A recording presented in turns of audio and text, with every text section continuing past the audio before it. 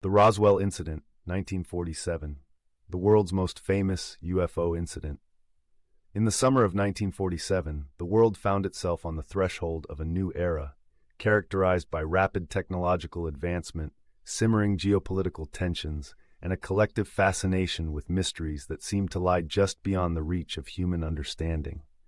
Among the most enduring enigmas of the 20th century is the so-called Roswell Incident, a case that, even after more than 70 years, continues to fuel speculation, debate, and entire subcultures devoted to the pursuit of the unknown. To fully appreciate the magnitude of the Roswell incident, one must first step back to grasp the historical context. The United States had just emerged from World War II, victorious yet wary. The Cold War was beginning to cast a shadow over international relations, and atomic energy had become both a source of hope for progress and a harbinger of potential annihilation. Within this atmosphere of tension and possibility, public fascination with science fiction, flying saucers, and extraterrestrial life grew more pronounced. It was an era where a sense of wonder and suspicion pervaded the air. It all began in late June or early July 1947, when Mac Brazel, a rancher in Lincoln County, New Mexico, discovered a field strewn with strange debris on the Foster Ranch, about 70 miles north of Roswell. This debris, comprised of reflective metal scraps, rubber-like strips, and unusual sticks, soon became the nucleus of a story that would ripple through popular culture for generations. Brazel, unaccustomed to such oddities, collected some of the materials and made his way to Roswell to share his discovery with the local sheriff, George Wilcox.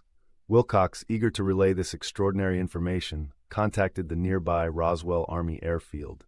Major Jesse Marcel, an intelligence officer, was tasked to investigate. Upon arrival, Marcel carefully gathered pieces of the wreckage, noting their peculiar features. The metal looked thin, almost like the foil from a cigarette package, yet he claimed it was astonishingly tough, and when crumpled, would unfold without leaving a crease or mark. It was nothing like anything he had seen before. What happened next transformed the incident from a local curiosity into a global phenomenon. On July 8th, the Roswell Army Airfield's public information officer, Walter Haut, issued a press release stating that the Army had recovered a flying disc from the area. Newspapers across the country seized upon the story.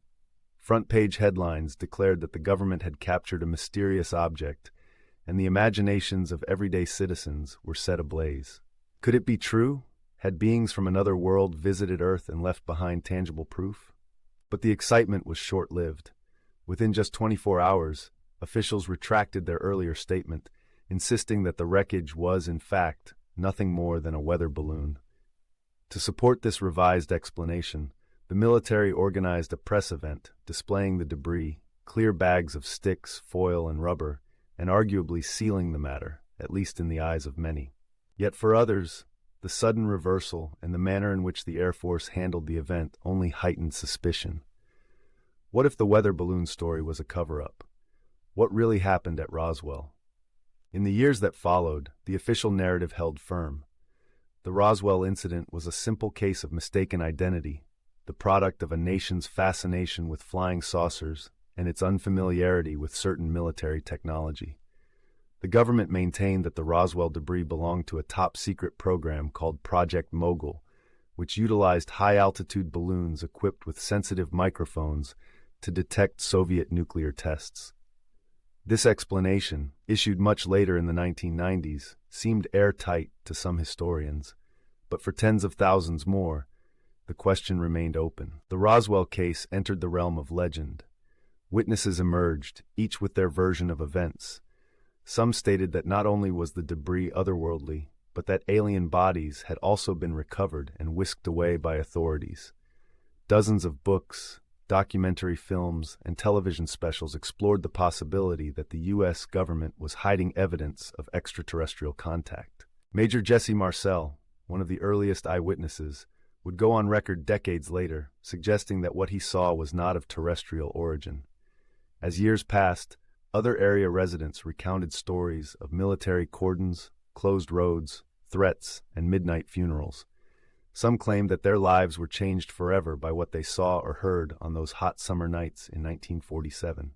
Key to the mystery's persistence is the contradictory nature of the evidence. On one hand, the material shown to the press and the logical rationale regarding Project Mogul align with the principle of Occam's razor, that the simplest explanation is usually correct.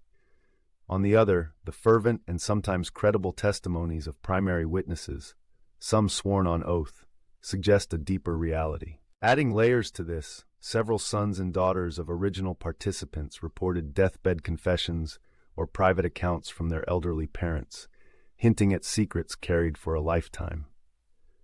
These testimonies, though compelling, are notoriously difficult to verify, and over time have become entangled with the web of speculation and storytelling that surrounds the event. Decade by decade, the Roswell legend has grown, thanks in part to a burgeoning interest in UFO phenomena, the blossoming of science fiction as mainstream entertainment, and the broader quest for meaning in an increasingly complex world.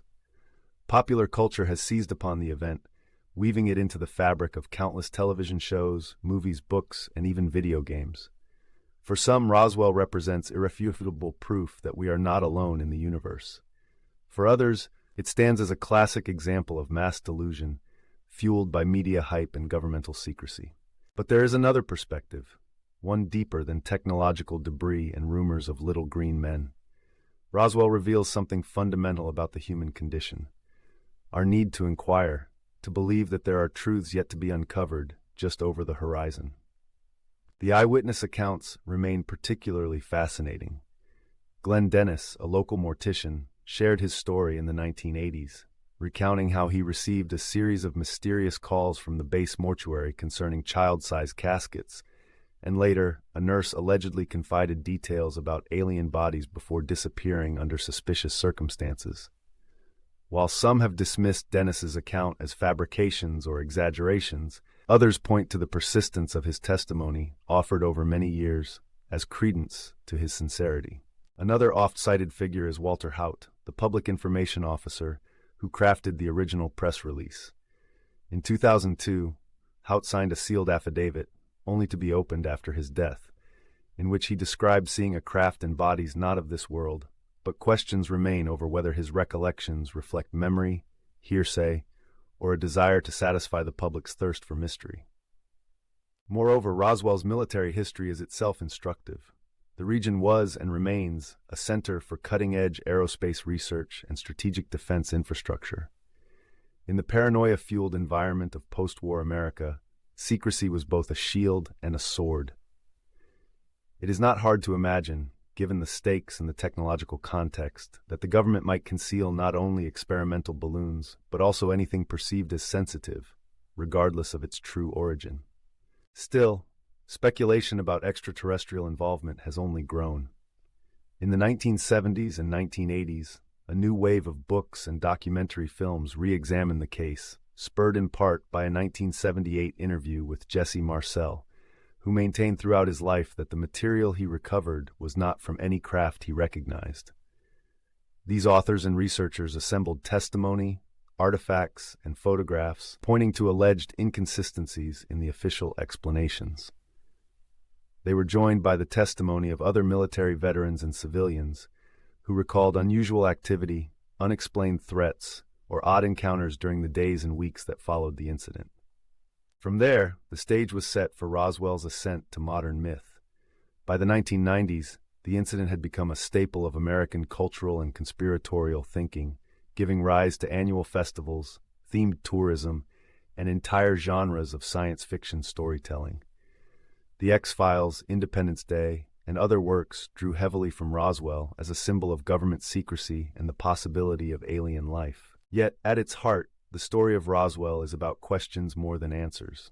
Why did the Army Air Force initially announce the recovery of a flying disc only to retract the claim in less than a day? How did so many people, separated by time and circumstance, come to believe in the extraordinary? And most tantalizingly of all, could it really have been something not of this earth? The practical explanations, while plausible, have never entirely quelled these doubts.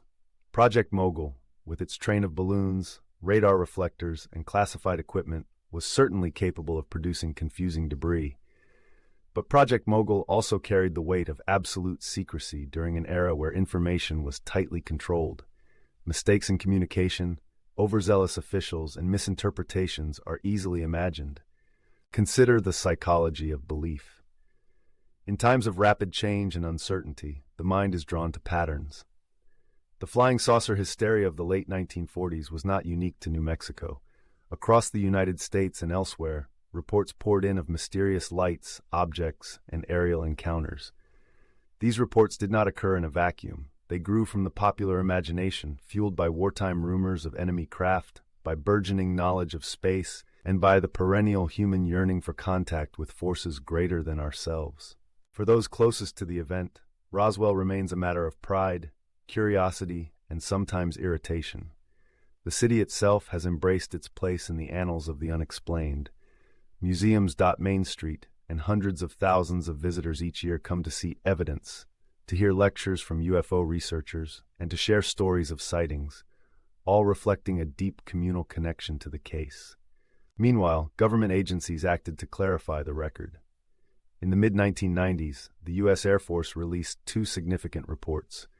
The first, in 1994, reiterated that the debris originated from Project Mogul. The second, in 1997, addressed alien body accounts, attributing them to misidentified crash test dummies dropped in high-altitude experiments years after 1947. To officials, these explanations seemed sufficient. Still, for every answer, multiple new questions arose. Critics pointed out inconsistencies in the government's narrative, shifts in the official timeline, and the persistence of witness testimony that diverged from the Mogul explanation. The more the government tried to clarify, the more suspicion seemed to grow. If the Roswell incident endures, perhaps it is because it sits at the intersection of faith and doubt, science and story, fact and myth. It reminds us that truth is sometimes slippery, obscured not just by secrecy but by time, trauma, and the limitations of our own perceptions. In examining Roswell, we see the anatomy of a mystery. A jumble of debris on a remote ranch, a brief but sensational press release, a hasty retraction, and a cascade of speculation that refuses to die. We see the hunger for connection that leads people to interpret ambiguous signs as evidence of cosmic meaning, and the countervailing urge to ground the unknown in the prosaic realities of weather balloons and Cold War surveillance. And of course, we see the echoes of larger questions. Are we alone in the universe? What technologies and secrets lie just beyond the horizon of our knowledge? How much can we trust those in power to tell us the unvarnished truth? Perhaps, ultimately, the Roswell story is less about saucers or secrecy, and more about the way humans seek to make sense of the world around them. The debris found on that distant ranch represented, for some, the promise of a new galactic age. For others, it was simply another example of confusion, rumor, and the all-too-human drive to create meaning where none may exist. As the decades pass, more evidence may come to light. Documents could be declassified, new witnesses might come forward, or new technologies arise that allow us to see the past in unprecedented detail. But no matter what future revelations may bring, the Roswell incident has already achieved a kind of immortality. It is, in a sense, the ultimate Rorschach test, a mirror reflecting our fears, hopes, and the unyielding curiosity that propels us forward. On quiet nights in the desert, as the stars stretch overhead, the questions persist.